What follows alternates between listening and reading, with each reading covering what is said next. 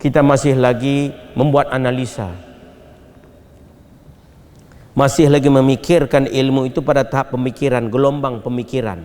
Tidak bawa turun apa yang kita pikir itu kepada kalbi, hati itu.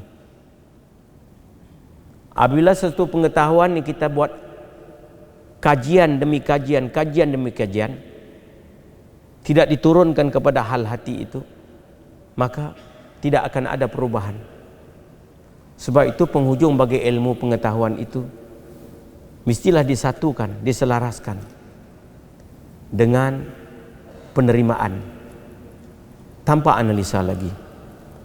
Terima, percaya, serah tanpa analisa. Ini tanpa pikir panjang. Ini tanpa mengkaji itu dan ini.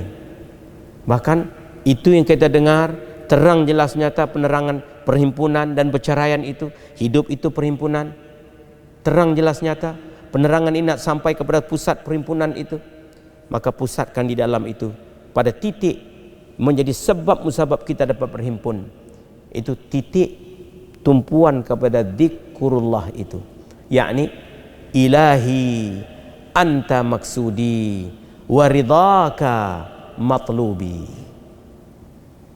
Duduk kita itu, bangun kita itu, gerak kita itu, diam kita itu dipusatkan, diikatkan, ditambatkan pada pusatan itu, yang di dalam itu, yang dihadirkan di dalam itu. Ilahi anta maksudi waridhaka matlubi. Ya Allah, ya Allah, ya Allah, tetap di situ.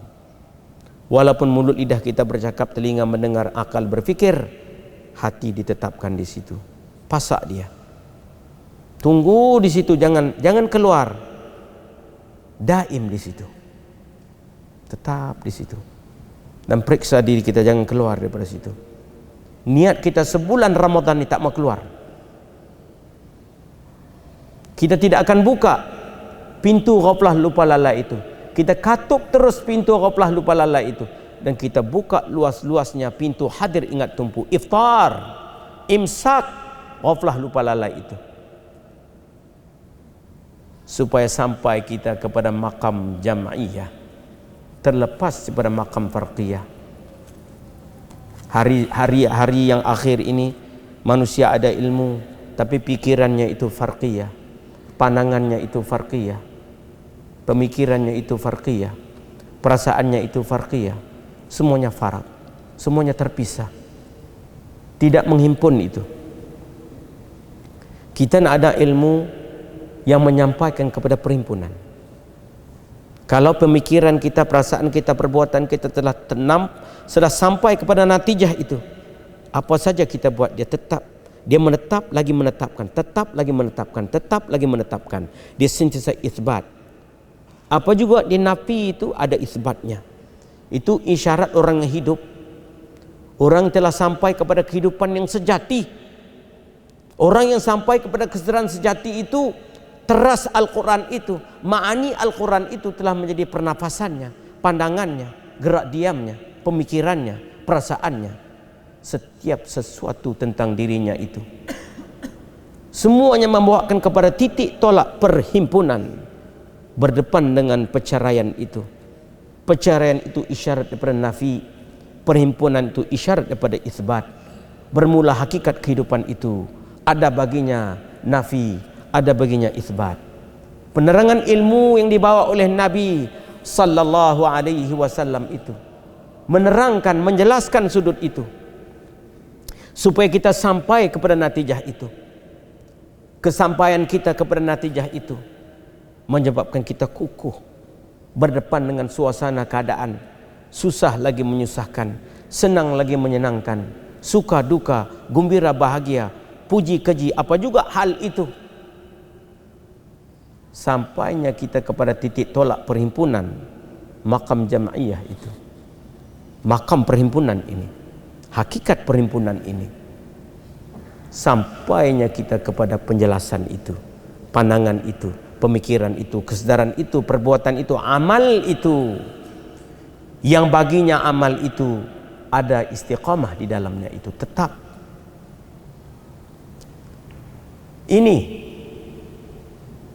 Ini yang disampaikan oleh Nabi sallallahu alaihi wasallam, yang diteruskan penyampaian itu melalui mereka-mereka yang tidak putus pandangan, pemikiran, perbuatan mereka itu berantai-rantai sampailah kepada Muhammad Rasulullah sallallahu alaihi wasallam. Ini tradisi, ini amalan, ini ilmu, ini penerangan, penjelasan yang kukuh, yang berhimpun lagi terhimpun, yang mustahil padanya itu bercerai, mustahil bercerai hakikatan, sebab sudah tetap daripada awal zaman pada azal dipancarkan kepada alam yang hadis ini, yang hudus ini, dihubungkan hudus itu dengan yang qadim. Penetapan itu tetap, siapa juga tidak dapat merombaknya. Mungkin pada zahirnya nampak rombakan itu, tapi pada hakikatnya mustahil, tidak boleh dirombakkan lagi, tidak dapat. Maka dengan sebab itu pengajian risalah, belajarnya risalah Nabi sallallahu alaihi wasallam ini satu pelajaran, satu pengajian,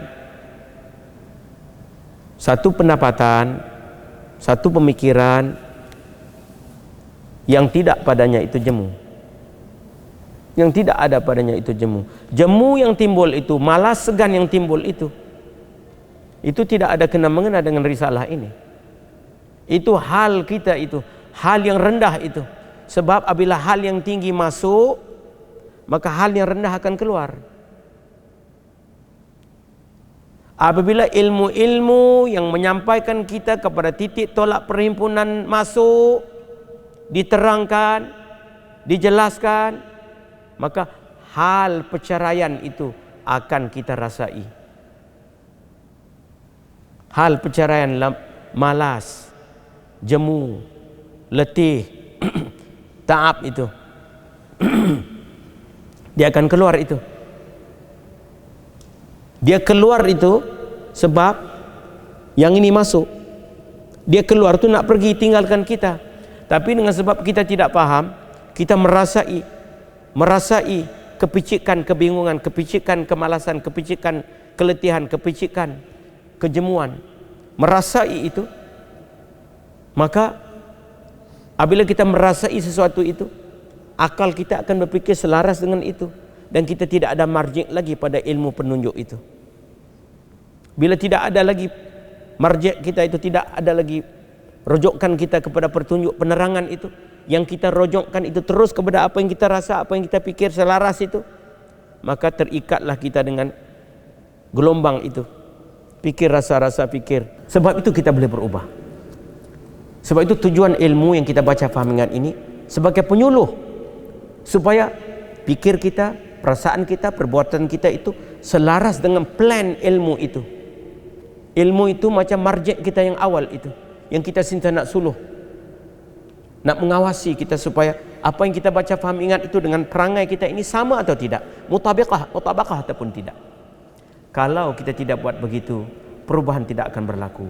Perubahan akan berlaku apabila kita mengawasi diri kita, memastikan pikir rasa buat kita itu selaras dengan ilmu yang kita baca faham ingat.